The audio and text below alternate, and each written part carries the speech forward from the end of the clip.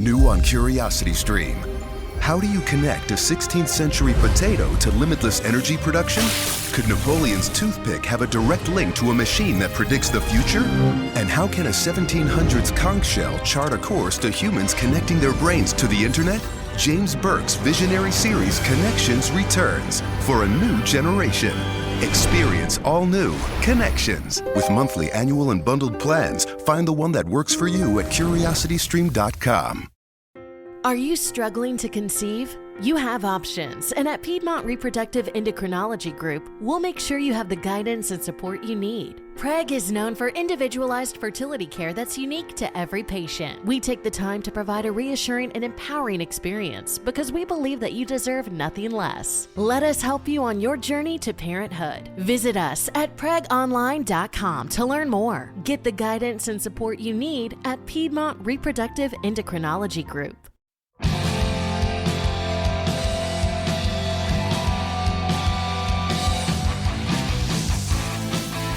Times of old, in times of new, there's a God to follow to make it true.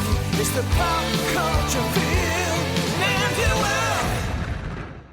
What's going on, our pop culture field manual listeners? Welcome back to another episode. We are excited to be here because we are going to be passing the peace pipe around on this episode because it is all about Native Americans. Izzy, what are you thinking going into this episode, my friend? I'm thinking this category is rife with opportunity. It's a target-rich environment. There's been a lot of great stuff. I remember seeing just a few things growing up, like Last of the Mohicans, Dances with Wolves. There's a lot of crossover, in the pop culture land for Native Americans and stuff, and so which I think is cool. I have some personal thoughts about the history of Native Americans and between the Native Americans and the government and the whole kind of colonizing kind of thing and stuff, but we can get into that a little bit later on. I just think it's part of our history, and so it should be. There's some good examples of it in our pop culture and stuff. So it's as with the Vikings episode,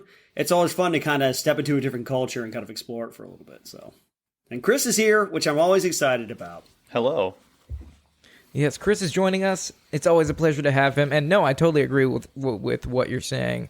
There have been some amazing films that have come out. And one thing that I extremely appreciate about Native American culture is, we come from a warfighting background. We come from a warrior culture. And a lot of that stems from, the Apache warrior or, all of these amazing different tribes. They were all oriented around, very manly, like coming to adulthood, like passing challenges and things we're really accustomed to and see a lot of in the military. I mean, hell, my cat's named Geronimo for a goddamn reason. Just kidding. We adopted him with his name as Geronimo, but it fits really well. Not and you that they see pay attention or come to you when they call anyway. Yeah, I was like, you could have renamed him anything Army. you wanted because cats don't care about their names. Sure, they don't care, but I think it's badass. But yeah, you see a lot of Native American influence, and even isn't the Special Forces patch dedicated to Native American warriors? It's true. It's in the shape is of a warhead, a Native American like arrowhead, which is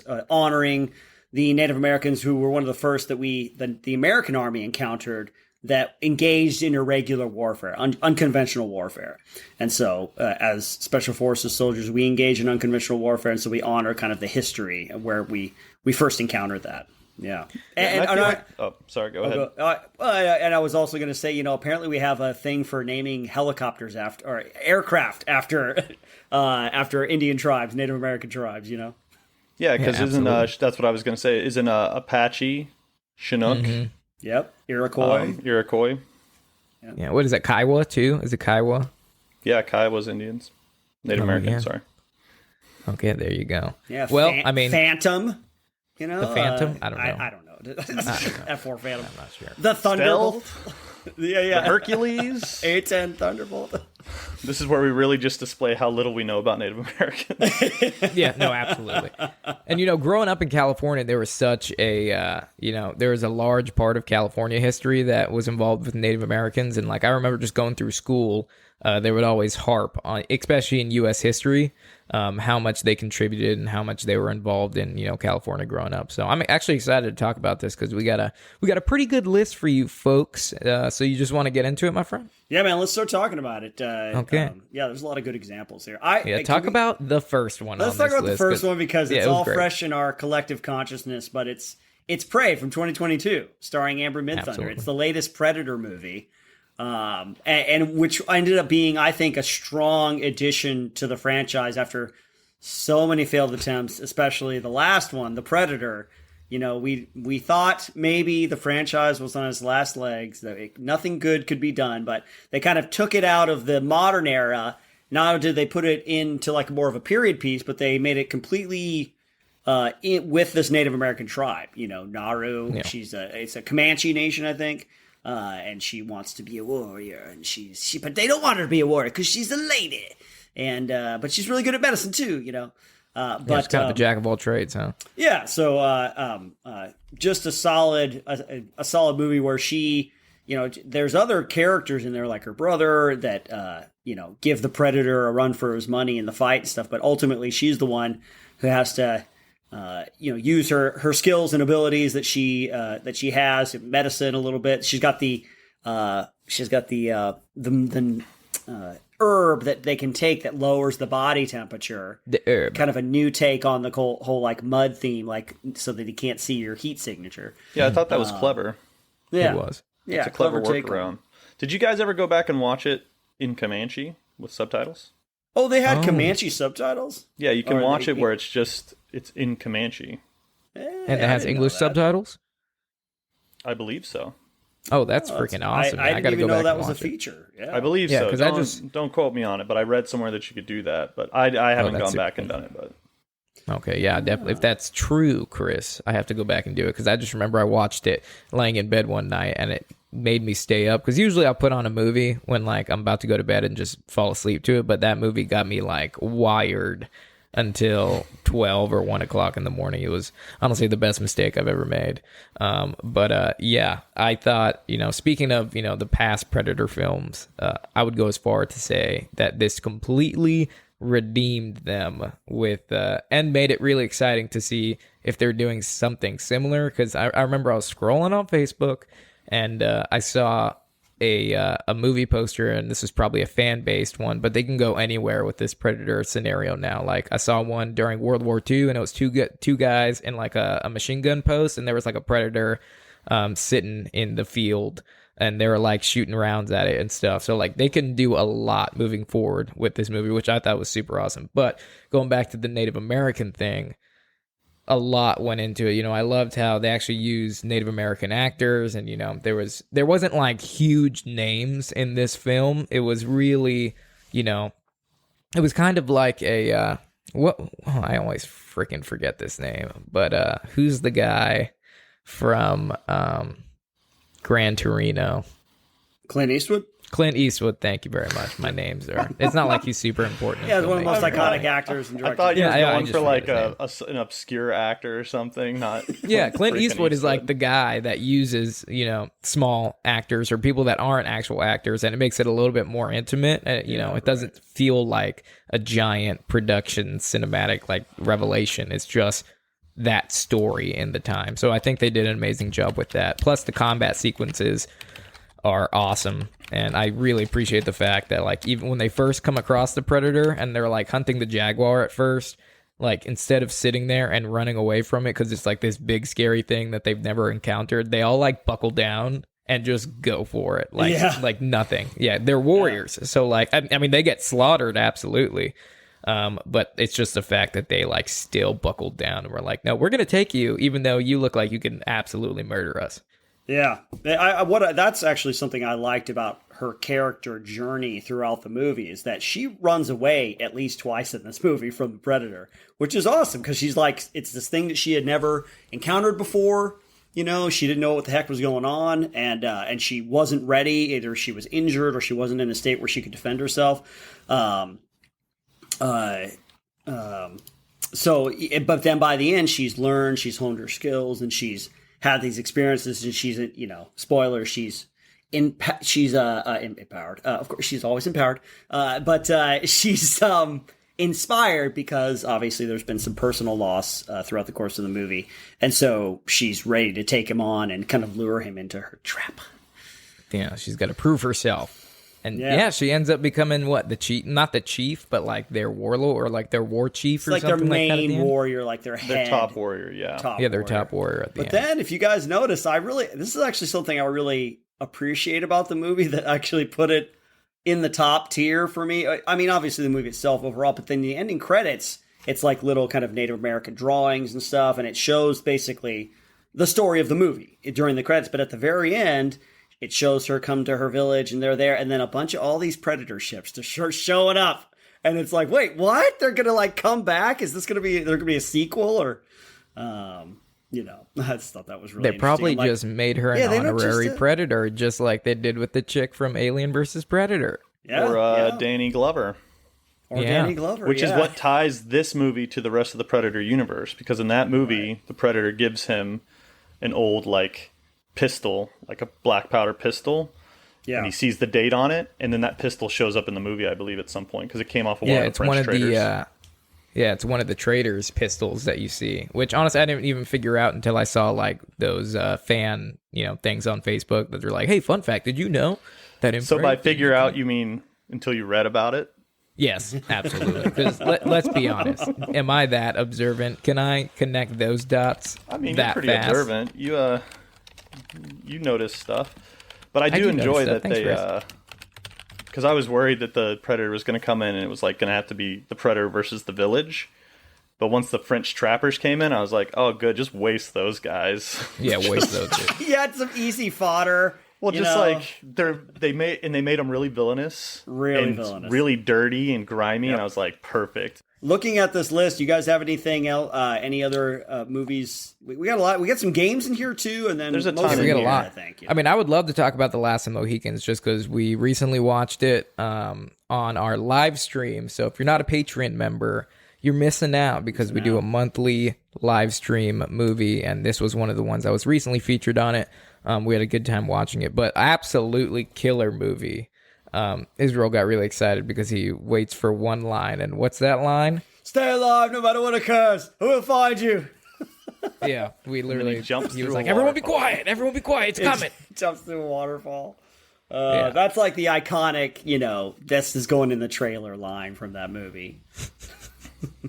Yeah, but it's good. I mean, it was in the trailer. I have a personal connection with that movie just because when we would do like family days or any type of like family FRG event, which is a family readiness group, it is like all the wives and, supports the families when they're on deployment and stuff. Anytime we would do any type of event like that, I remember they would always set up a tomahawk throwing station, and they would just loop the song. They would find like the 4-hour loop of it on YouTube and just play it for all day. Dun, dun, dun, dun, dun. Like literally, awesome soundtrack. I had no complaints. But that was always fun, and like not to mention the tomahawk was like such an iconic weapon used, and there was a bunch of different versions that I had no idea existed, and like that. Who's the main guy? His tomahawk is like a giant. Yeah, the dad, the dad's tomahawk. The dad is just like a giant wooden club that just happens to have like a piece of steel sharpened on it, and it's like to get hit with that would be absolutely brutal. Yeah, but I mean, you see it in action at the end when he, I forget the name of the bad guy in the movie. Magua. But when he he's a real son of a bitch. He is. Man, the ending of that movie is just like gut wrenching. But it's like moment after moment of stuff that I'm like, I didn't want to see this. Yeah, Wes Studi. Wes Studi plays Magua. He brutalizes Magua with that. Yeah. Like, and then they show like his elbow and the bones coming out. Yeah, getting like demolished. Yeah. It's so good though. It is really good. When I was a kid, I'm a little upset though how like really fucked with me. Yeah, I am really upset that even though his son dies and like the main character, who plays him again? Oh, Daniel Day-Lewis. Yeah, Daniel Day-Lewis has like, been like a son to this guy, and he's still not like accepted into, the people of the Mohicans. He like when he's the father has done, his son dies and they're both standing there like looking over the beautiful scenery, and he's like, I'm the last of the Mohicans. And it's he's this the guy last like blood Yeah, blood. Mohican. He's not saying. But it's like, come on, this guy sucks. can like carry on. He can like populate with some people. And but not the blood. He's not going to be like blood. Well, sometimes family Mohican. is beyond blood, Chris. Okay. Yeah, you've seen agree. Fast and the Furious. Anyways, back to the actual, theme of this episode, Last of the Mohicans. Another great movie, and more reason for you to join our Patreon because we like to watch great movies once a month. I wanted to talk about, which I'm really glad you included on this list because I think it gets overlooked, and I think it actually was like it was really interesting, and it was also well done. But Apocalypto.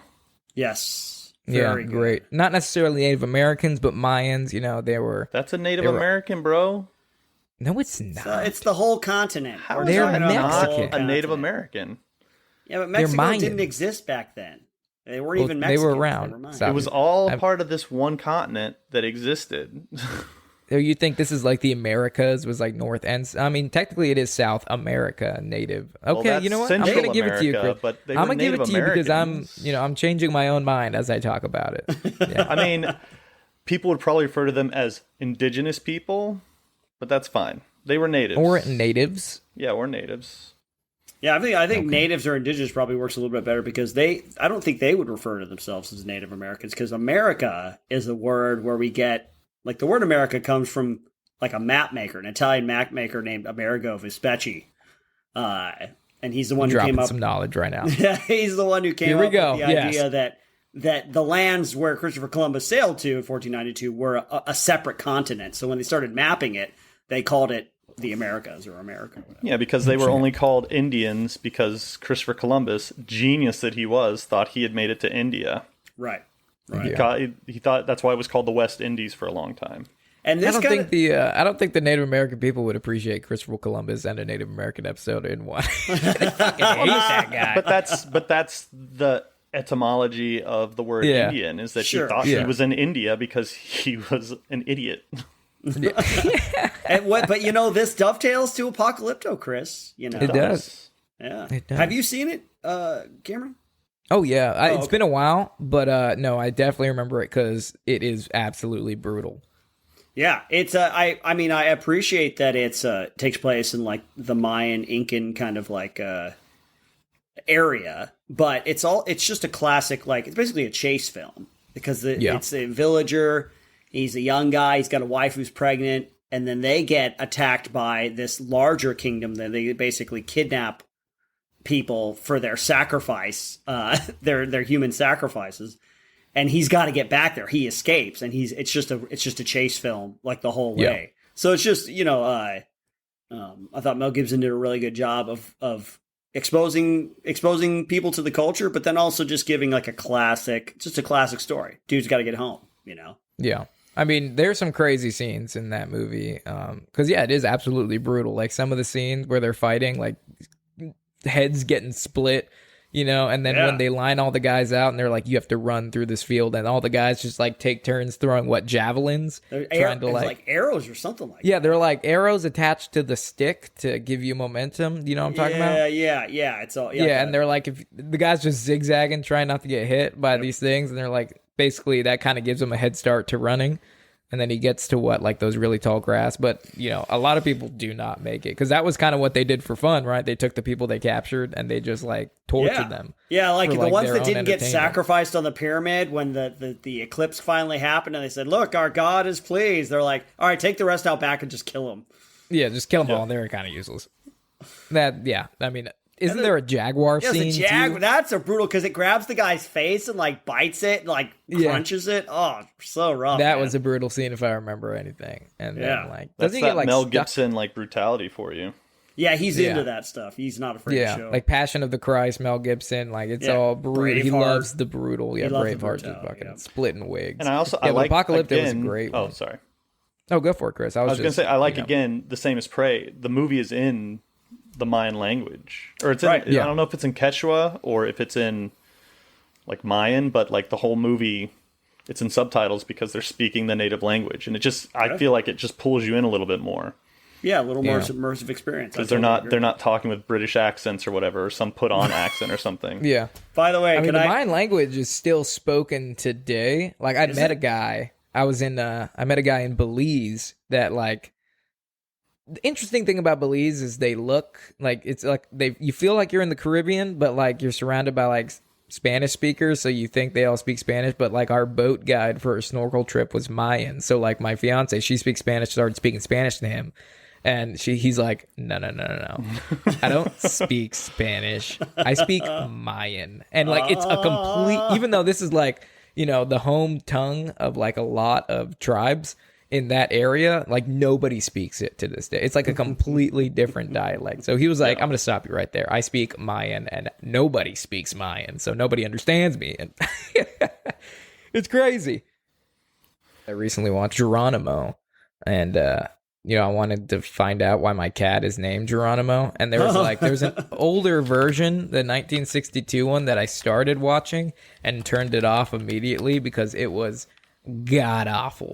It was literally, so first of all, you know, it came out in 1962, so the only people in movies were like white dudes. So they literally have the main character, Geronimo, is like a white dude that they just rub dirt on. Like all the characters are just white people that they rub dirt all over. And there's like just dark face, yeah. Yeah, they totally dark face him, and I'm like, I can't watch this. So then there was another one. Talk like this. Yeah, I am Geronimo. These people are mine, the Apache. And it was just like so bad. I was like, I cannot watch this. But thankfully, they remade it in, what year? I don't remember. But it was like the 90s or something like that. Yeah, it was in the 90s or early 80s, and Matt Damon's in it. Well, that wasn't the young. 80s, bro. Are you sure? Look it up. Matt Damon's not that old. It came out in 93. Okay. 93. An American legend. So Wes Studi's in it. He plays Geronimo, which is perfect. There you go. And then there's a young Matt Damon. Gene Hackman's in it. Jason Patrick. Honestly, redeemed it because like all the Native Americans are played by Native Americans, and like honestly, terrible story. And it was so basically Geronimo was one of, you know, the last free Apache tribes, and the Continental Army came in and tried to bring them onto reservations instead of fighting them. So he finally goes, and they get to the reservation, and, you know, they see a lot of Apaches there, and, you know, they're totally domesticated and like basically living like prisoners, even though they're on, you know, their free land, but it's run by the Continental U.S. Army. They're not there. There's all these rules and regulations, and they're just like, he's like, nah, this ain't doing it. So Geronimo like takes off and takes a bunch of people, and there's this incident where like, you know, they get in a tick with the Continental Army, and that's kind of when they separate from it and just kind of start, you know, going after anybody and anybody. So Geronimo becomes an enemy of the army because all he's doing is pillaging, and he goes down into Mexico, and they basically, the entire film is about the Continental Army trying to get Geronimo. And Matt Damon is like a second lieutenant in the film, and he's also I think it's let's see here.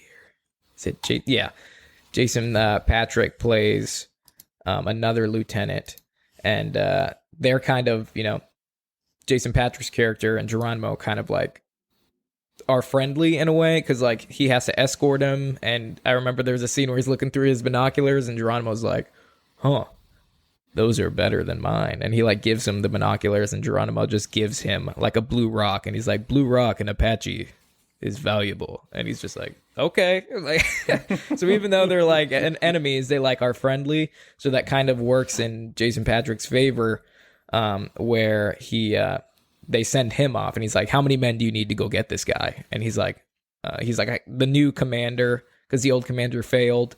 And ultimately the goal of the army is to arrest Geronimo, and he has to serve 2 years in prison in Florida and then come on the reservation, and then they'll live out the days. But they're like, are you actually going to give him this stuff? And the army's just like, you just have to deliver the message. You just have to deliver the message, man. So he's like, I'll give you, you know, as many men as you need to go get him. He's like, how many men do you need? He's like, 3. And he just goes out with like one of the Apache scouts that they have, because the army was utilizing the Apaches for their scouts. And they go, and like, you know, a lot of them die. One of the guys is, you know, was hunting Geronimo for a really long time and ends up dying protecting one of the Native American scouts. And he's like, God damn. He's like, I never thought I'd get out like this. And yeah, it was, honestly, I like the movie a lot. It shows, it's kind of terrible because at the end, Geronimo ends up deciding to go with them because they're starving. You know, they're literally fighting to survive at this point, and he's just like talks in tongues the entire time.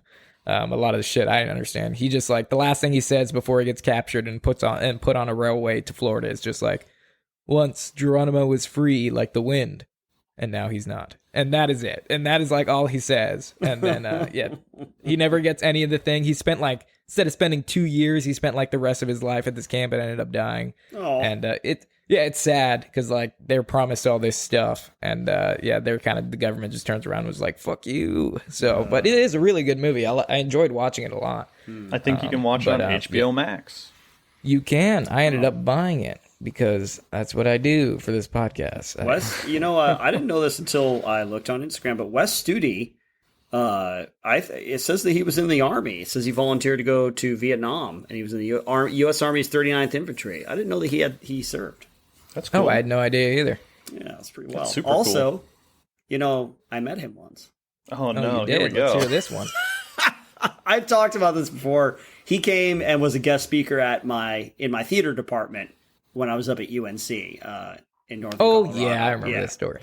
Yeah, he had all sorts of inappropriate stories about doing theater with women in short skirts. But super cool dude, very nice, very friendly. I was the only one that mentioned Mystery Men, which he appreciated. So, yeah. What does he play? Phoenix? The Sphinx. Sphinx. He can cut guns in half with his mind. Yeah, he only talks in riddles. Yep. Yeah. Yep. But his riddles are always just saying the one thing and then saying the opposite. Yeah. You can only become To break strong bread with the enemy, by becoming the enemy weak. must first Yeah. bread the break. My favorite one that is you must have a many-pronged attack like the octopus playing the drums. Good old Wes Studi. That's good. But one movie is Wes Studi in this movie. Studi is in this. Is he in Wind Talkers? No. Oh, I mean, but I would love to. That's in another. He was in Heat. Yeah, he plays one of the cops in Heat. He kind of he's played a bunch of different. Fargo, the new virtual assistant from Wells Fargo, makes banking faster and easier. Like this. Fargo, what's my checking account routing number? And this. Fargo, turn off my debit card. And this. Fargo, what did I spend on groceries last month? And that's just the beginning. Do you, Fargo? You can. In the Wells Fargo mobile app. Learn more at wellsfargo.com/getfargo. Terms and conditions apply. Your mobile carrier's availability and message and data rates may apply. Wells Fargo Bank, N.A., member FDIC. Bunch of different types. It's like him and Graham Greene, though, are the go-tos.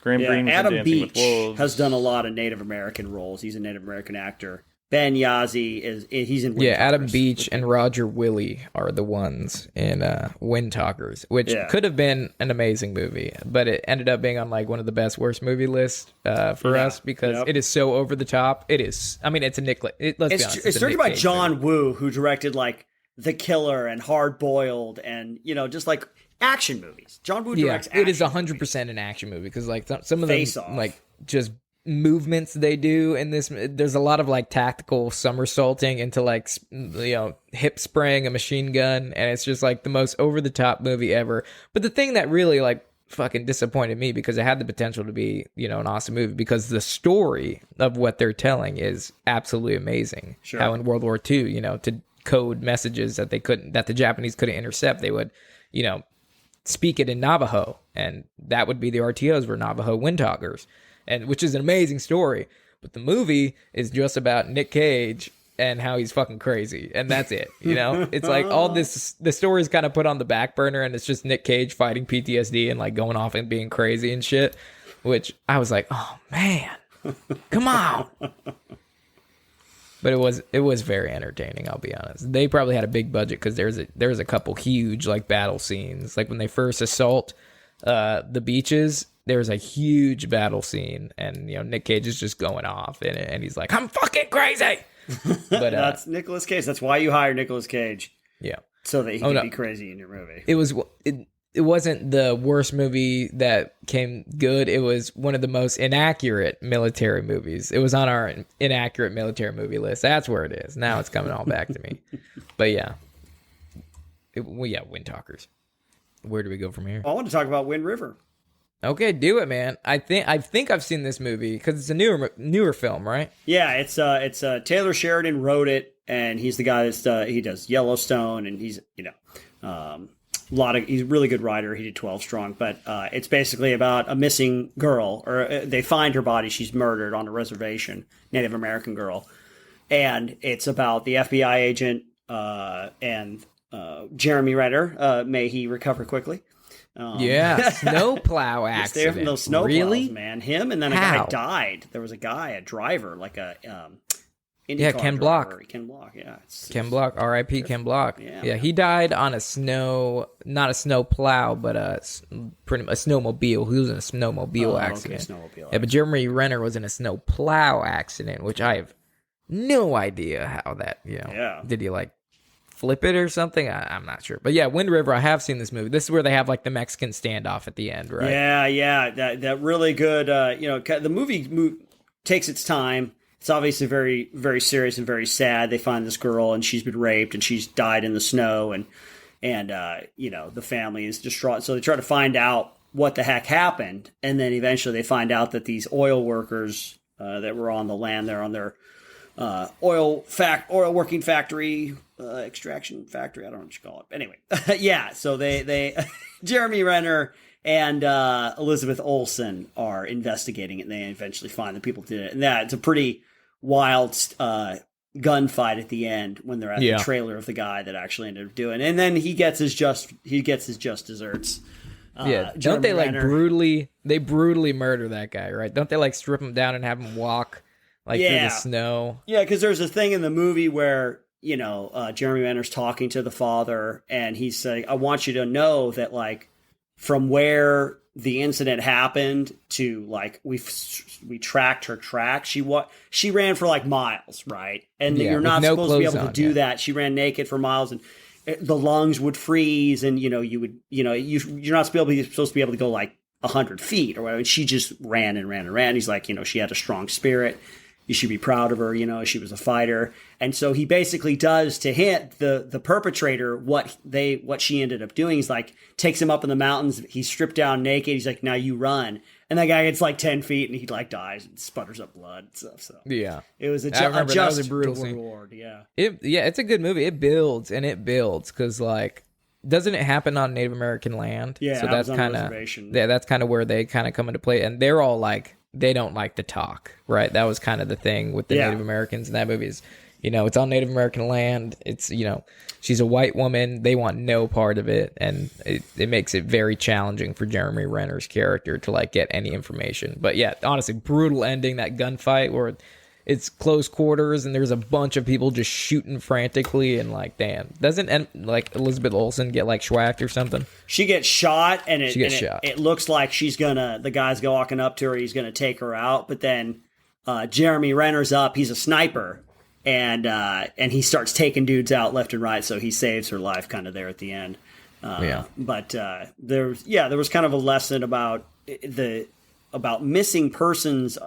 Reports on Native American land are just way higher as a percentage than the general population, and a lot of them go unsolved. And so that was kind of the lesson in the movie is kind of bringing attention to something that's happening, today. Yeah.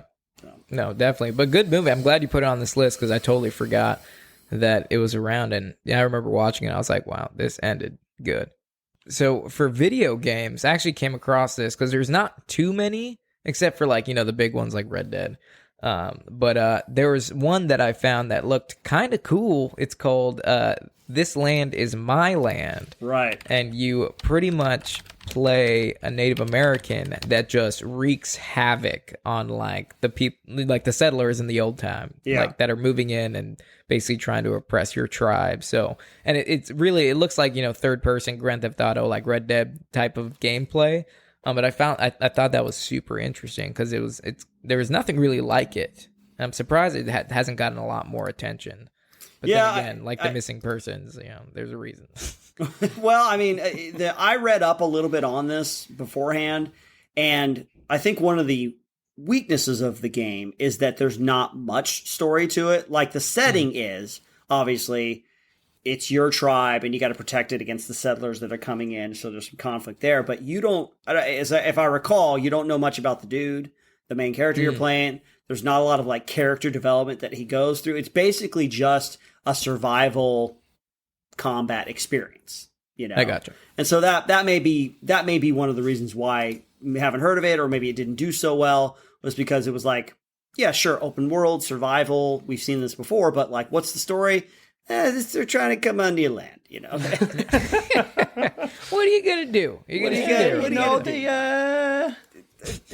try to kill you. You kill them. Just kill them. That's all you gotta do. It's a game. You play it. you play. This is what the kids do. They play the game. You got to play the game. I would love to sit in that board meeting when they're creatively coming up with it. It's basically, it's Native Americans, right? You know.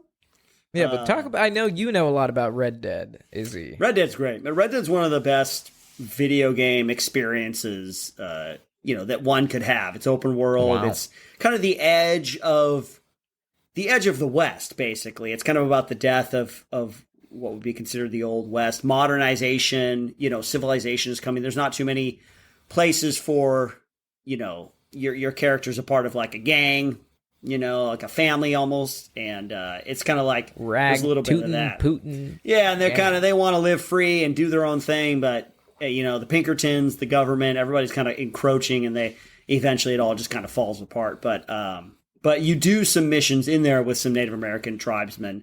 There's a whole kind of side story that you do of, there's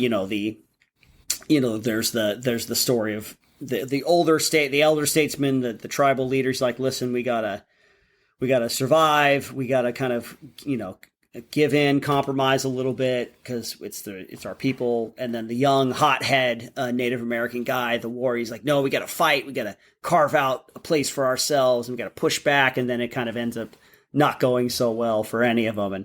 And so your character gets to be a part of that kind of adventure and stuff. But beautiful setting. The Old West, the frontier, that kind of stuff is very romanticized and has a really cool just kind of freedom and carving out your own fate kind of idea to it. And then also the hard land, living hard, off the land or in the world. So, Red Dead Redemption 2, if you're into kind of the Old West motif and you're a gamer, I would say definitely there's a lot to do. And the Horizon games, Horizon Zero Dawn, Horizon Forbidden West, definitely probably borrows heavily from tribalistic cultures. Because it's the future, it's post-apocalyptic, but it's like 1,000 years in the future, and mankind still kind of lives tribalistically, and they have like, they got all the headpieces and the body armor kind of knit together, as would be the case with a lot of like older Native American or tribalistic cultures. So there's a lot of other games. There's Assassin's Creed 3, where your character is part Native American, and it's during the Revolutionary War. So it's I appreciate it. Last thing I guess I'll say to wrap it up from my side is, I want to, as an American, I want to understand the whole history of America, the good, the bad, the ugly. Like these cultures, Native American culture, there's not, where are they? They're on reservation land. We got a couple of teams named after them, maybe not so much anymore. But like to have Native American culture represented, either past or present, and have it kind of still be in the culture, pop culture, still be churning around and stuff like that, I think ultimately is a net positive. No, it's good, man. I mean, there's a lot holding them back, obviously, but there's a lot of good things propelling them forward. So, as time progresses, I feel like more and more amazing Native American stories are going to be told and portrayed in pop culture. So yeah, I'm looking forward to it just because amazing warrior culture that, I've come to really respect and, learned a lot. Because remember that conversation we were having with Travis Haley when we were sitting at his house, and like he's all about it. This dude loves the snake doctor. The snake doctor. He is all about it, and he would sit there and literally talk to us for 2 hours on top of his roof in his house that looks like Benghazi, and how like it's impacted him so much as like a warrior, and how he stems from all their ceremonies and did like a sweat lodge with an elder, and I mean, just the stories he would tell us about what these warriors went through coming home and how we should apply it to us was just very thought-provoking. But yeah, huge respect to the Native Americans. Amazing stories. Looking forward to what comes out. But this is the part of the podcast where we transition and answer a fan question and play a game. So what fan question do we got, Izzy? This one is from Brandon Faulkner. He sent us an email. It's real short, simple. Do you guys have any New Year's resolutions? Oh, easy. Well, I'm not a huge fan of like the whole New Year's resolution thing. I'm a very direct person, so like if I don't like something that's going on, I try not to wait for the new year to change something about myself or to set a goal and try to accomplish it. I've been doing pretty good. We're growing. Everything's going according to plan. I don't necessarily set yearly goals, but like a 5-year plan that I've been working towards.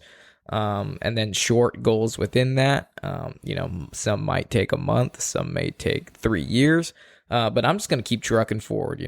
I'm winning right now. Why would I change anything? Yeah. So that's kind of my take on it. What about you, Izzy? That's good, Cameron. I'm a big fan of resolutions only because I'm a big fan of fresh starts and lists.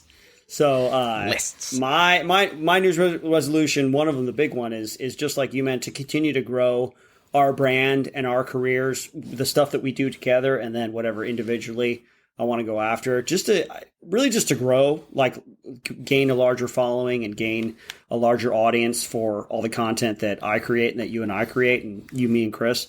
So growth this year in that way, and then also obviously personal growth. I want to become a kind of person who is good at exploring and engaging in interesting conversations, because I feel like that's something that you and I are going to be, with something that we do, and that's something we're going to probably continue to do. That's going to be a big part of our careers going forward. Absolutely. What about you, Chris? You got any New Year's resolutions? I think I talked about this a little bit in the Patreon episode. Is that the one where we talked about things we were looking forward to? Yep. That. Yep. Yeah. Yep. So if you're not subscribed to Patreon, you're missing out. But I'm trying to write some more scripts this year. That's a big thing. Oh, I gotta maybe try to get a literary agent, get something made into a movie. That'd be great. And also, just as like a little personal thing, I stopped eating sugar. Hey, good for you. But I'm not going to do that all year. No added sugar, or just sugar in general? I'm pretty much trying to cut out sugar as much as possible. I mean, it's unavoidable if you eat vegetables. Yeah, I'm not eating fruit. I'm definitely not eating Cheez-Its, which is a real bummer. Just French fries. No French fries. I'm trying not to eat carbs, though. Turns out potato chips don't have any sugar. There you go. But I'm trying not to eat carbs just for a little while. I'm just testing it out, because what I've been doing for 40 years hasn't necessarily health-wise. Not that I'm unhealthy, but it hasn't. Are you 40, Chris? I'm 41. Whoa. You're coming up on I don't think we've ever, asked you how old you are. I'm 41 years old. Wow. Yeah. Dude, I don't look it. Rubbing semen on your skin has been doing it. You don't look a day over 50, Chris, Thanks. Yeah. See? Izzy knows how to throw out those compliments. But yeah, so far so good with the no sugar, but it's tough. I'm sure. I'm telling you, man. Based on they what put I know, sugar in everything. Everything has sugar, man. Cigarettes, paint, like everything. Like everything that tastes good, right? Babies, it all has sugar. Yeah. But yeah, so that's kind of what I'm doing this year. Right on, man. Okay. Do you want to read this fan comment? Are we including this one? Yeah, I just want to include this just because it's kind of nice. Every once in a while we get somebody who sends us a message, or the podcast, just saying that they've been encouraged in some way by the stuff that we're doing, which is cool. It's nice to know that while we're having fun doing what we're doing, we're also having a bit of an impact. So this is from David, the Instagram. He sent me this message. He said, hey, Israel, I just wanted to message you to say thank you to yourself and Cameron. You all have become such a motivating force for me in my health journey.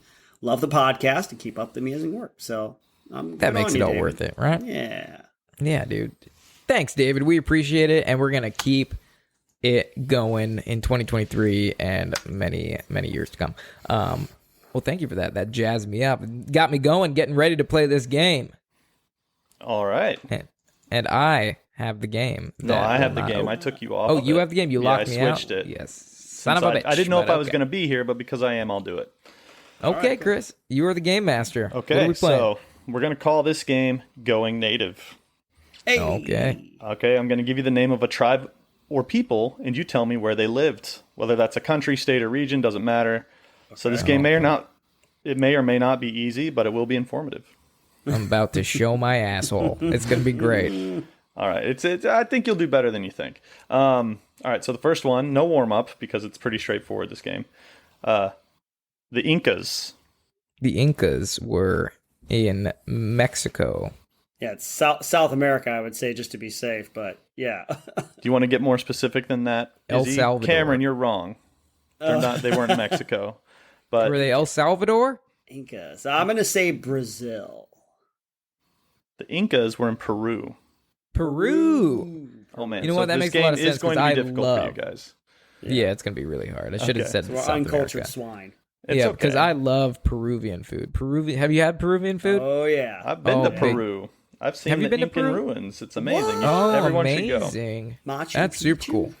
And that's a place where they speak both Spanish and then their native language, which is Quechua.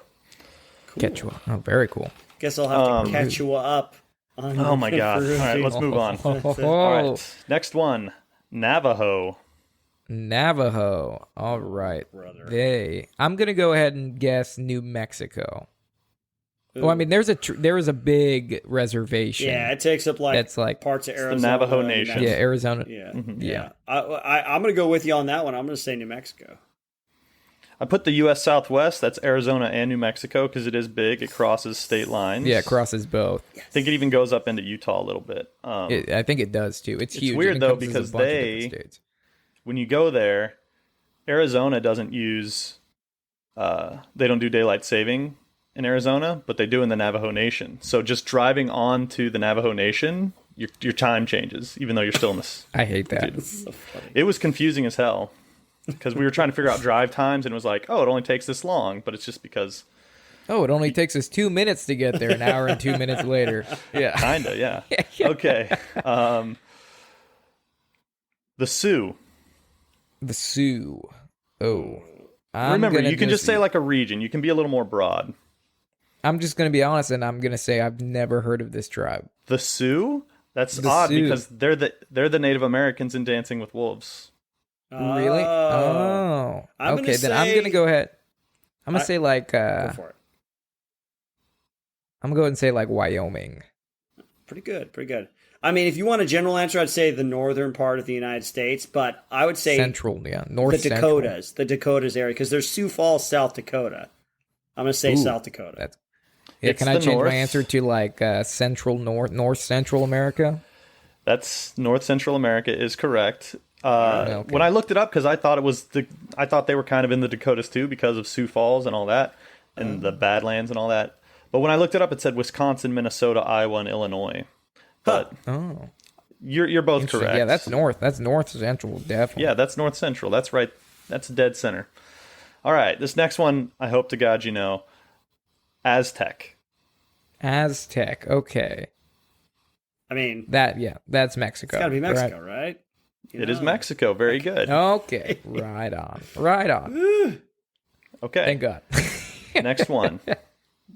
The Comanche. Okay. Let's see. I want to say they're like New England territory. Like almost like Canada, New England, northeastern United States. I'm going to say Comanche, northeastern United States. Yeah, I'm going to go with Israel on this, say northeast as well. Way to follow his lead. You are incorrect. Texas. Okay. Samsonite. I was way off. Yeah, they were nomadic. They were plains Indians. They rode the plains, the Great Plains. Okay. Mostly Texas, but also a little bit New Mexico and Oklahoma. But mostly Texas. You'd know that if you'd ever spent any amount of time in Texas, because I would. There's a place called Comanche in Texas. Anyway. Oh, interesting. Anyway. See, Chris moves to Texas and is there for a couple months and thinks he's big old Texas boy now. I'm from here originally, Cam. Are you? Yeah, I'm from Garland, Texas. That's where I grew up. Oh, I had no idea. I'm a terrible friend. Yeah, you're learning a lot about me. My age, where I grew up. I know these are the questions I should be asking. It's because you're in Texas now and we can't sit around a table and have like a beer and like just get to know each other. Maybe I'll come out and visit, or you guys come out here and visit. All right, Eskimo,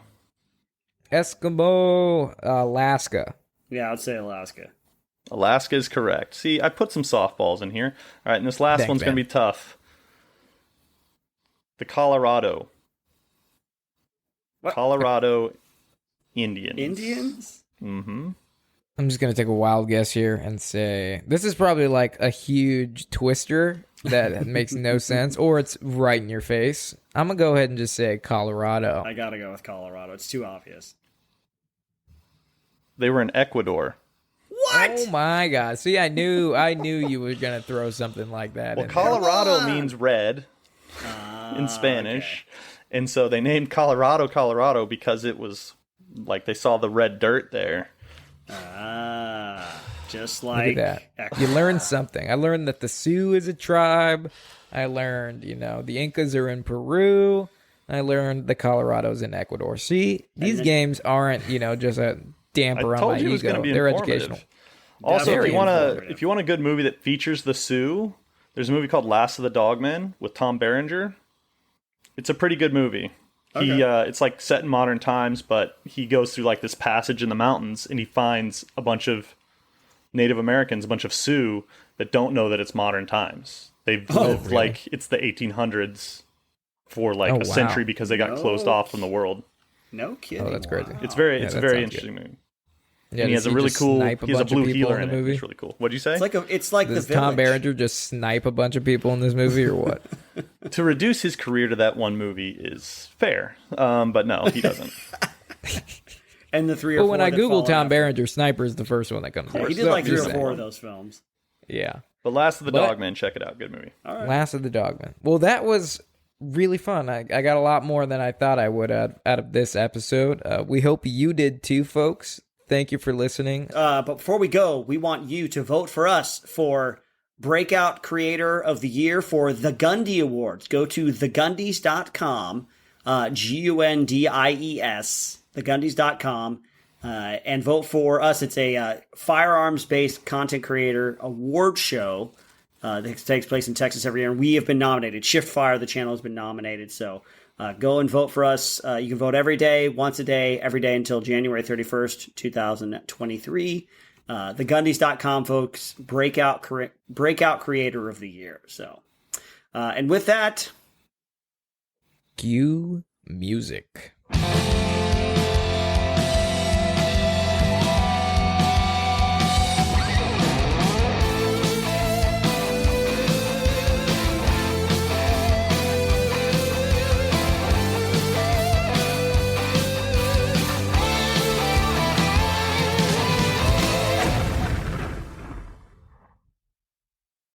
what's going on, everybody? You just listened to the free version of the PCFM podcast. If you want full-length versions of podcast episodes, plus much, much more, head on over to our Patreon page at patreon.com/PCFM podcast. That is right, Israel. If you want access to this full episode, you have to subscribe to the Fuzzy Private tier, which is our cheapest tier on Patreon at $5 a month. But if you are interested in a little bit more, we also have the Salty Sergeant tier at $8 a month and the Lifer tier at $12 a month. So hopefully we will see you there, PCFM family. Cue music.